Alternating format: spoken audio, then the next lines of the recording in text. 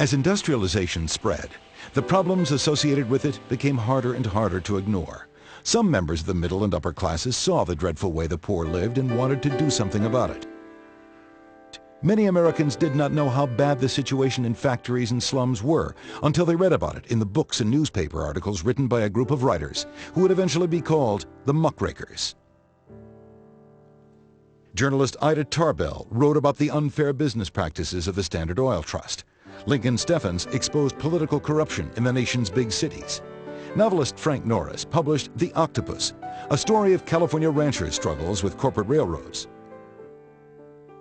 In 1906, Upton Sinclair published The Jungle, a powerful exposé detailing unsafe and unsanitary practices of the meatpacking industry. The work of these writers galvanized the progressivists, most of whom were native-born, college-educated, middle and upper-class city dwellers. The progressivists sought immediate reforms, hoping to change society for the better, while preserving capitalism and democracy. Not everyone was so swayed by the muckraking, however.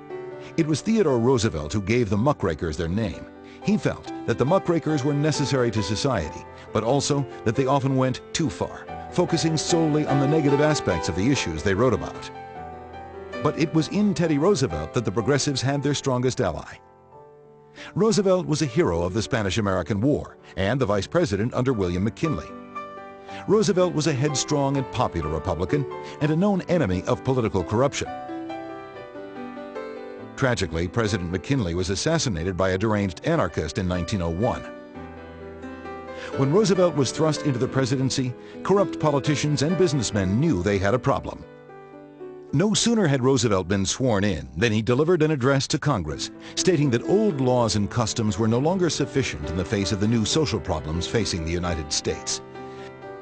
Roosevelt set out to convince the American people of the need for social change and gain support for his strategy, a strategy he called the Square Deal.